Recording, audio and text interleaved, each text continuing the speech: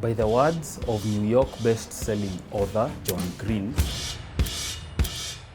the impending nature of fatherhood is that you're doing something that you're unqualified to do, and then you become qualified while doing it. But has anyone really cracked the code of fatherhood?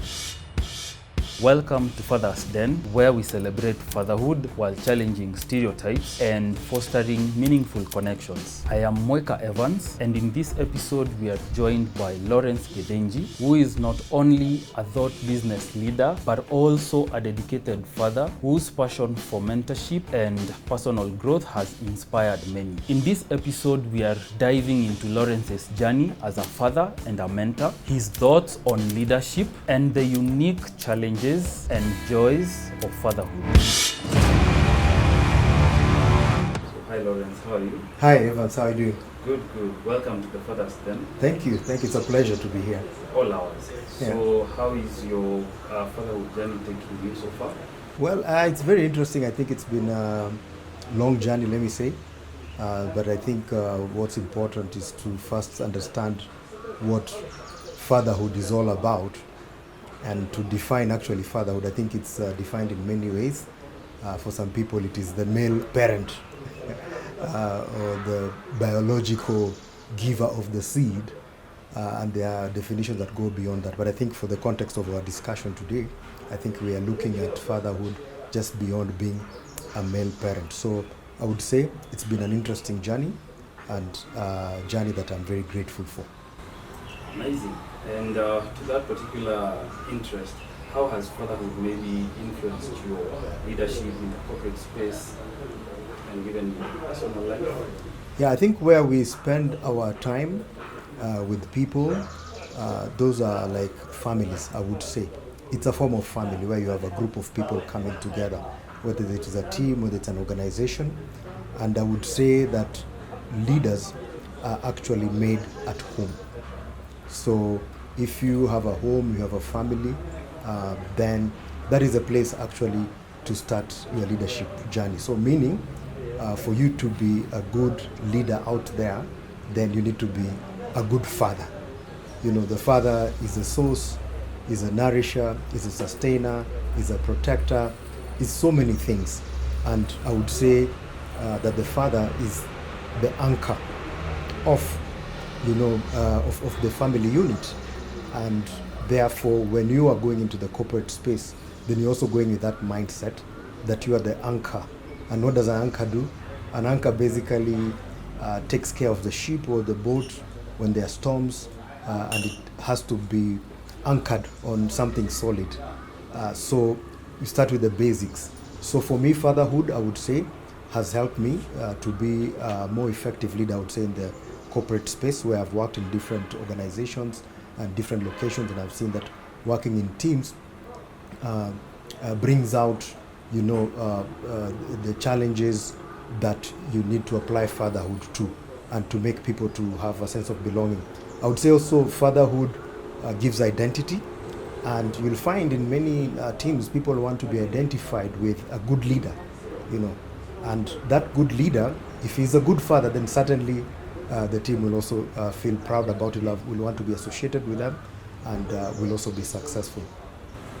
Brilliant. So we are talking about being a good father and also being an anchor, and definitely being a responsible leader. Yes. So in this respect, are there any parallels that you found in your experience as a dad and also as a mentor in the corporate space? Like different parallels that you... Yeah, certainly. I mean, when you're talking of fatherhood, then you're talking of children. And actually, even in some of the corporate spaces, they would refer to people who report to a particular leader or manager or supervisor as children, and actually refer to the boss of the boss as the grandfather. You've heard of the grandfather principle, the boss of your boss.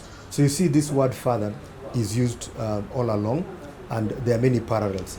Now, I would say that just like in a family, within the corporate space or any organization, you will find there are different characters, just like in a family.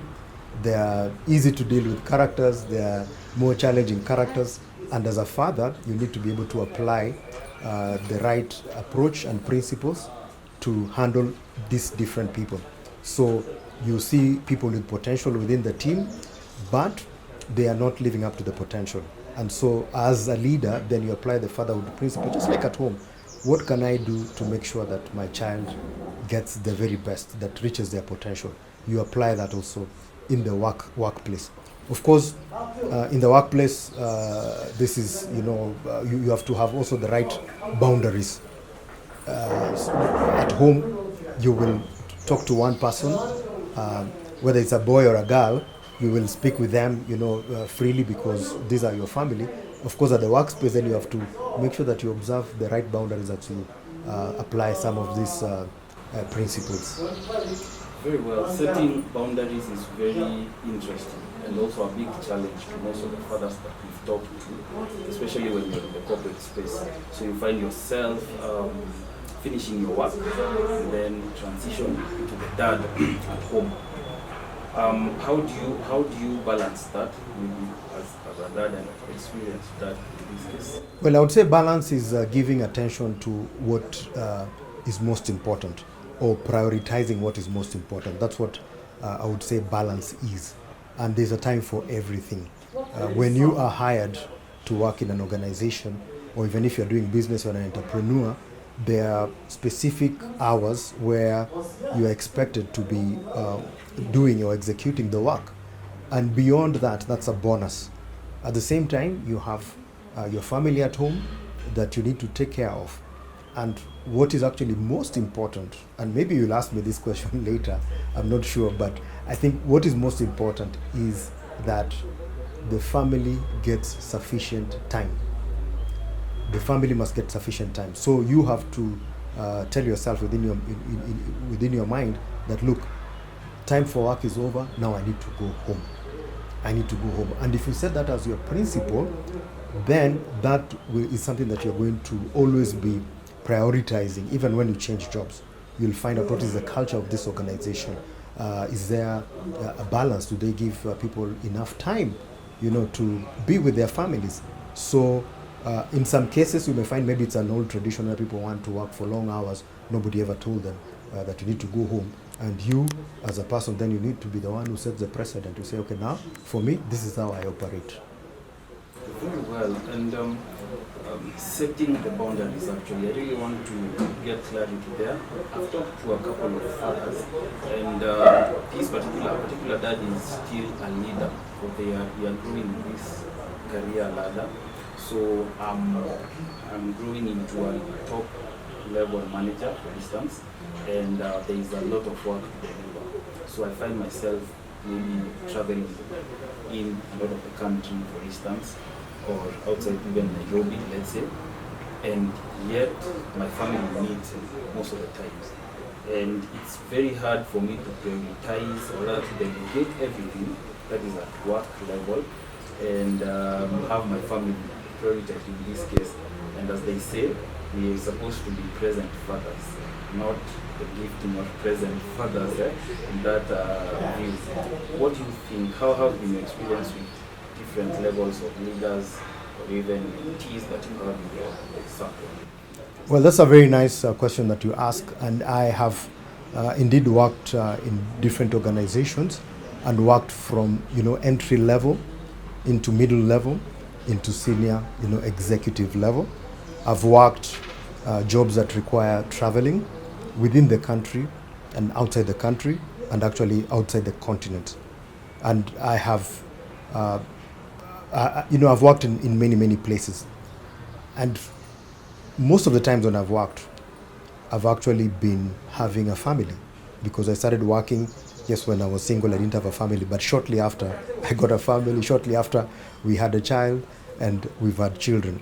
At the same time, while I was still a parent, I also had postgraduate studies doing my MBA. And so there was work, there was family, there was studies, and each one needed to have its own attention. And I would say that there are people who use travel as an excuse to run away from responsibilities, or to stay at home. To stay in the office. So They want to stay as long as possible for various reasons, but because they don't want to take responsibility. Of course, there are jobs whose nature just keeps you away, so there is nothing much you can do about it. So for you is to ask yourself, is it the kind of job that I need to do if I want to raise my family effectively? Now, those are personal decisions that have to be made. But where you have a will and where you have a say, then in that case, you need to really put the right priorities and say no to some things. Could you group your travel so that you travel maybe 1 week in the month and the other weeks you are around? Could you travel maybe quarterly? Are there some things that could be done online now? Thanks to COVID, now a lot of things are happening online, meaning that the travel can be minimized. It's also cost effective for organizations, and you can still be able to achieve the objectives of the organization. At the same time, even if you're not traveling, how effective are you at your workplace? If you're given 8 hours and somebody else is given 8 hours and you have the same tasks, would you both have the same output? And you'll find it's different. So there are people who will have a good output after 8 hours. Others, no, because there was time spent doing the wrong things, maybe at the coffee machine, chit chat, extended lunchtime and all that, and then you find that you don't do much, then you want to work overtime. So I think it's a matter of discipline and also a matter of choice.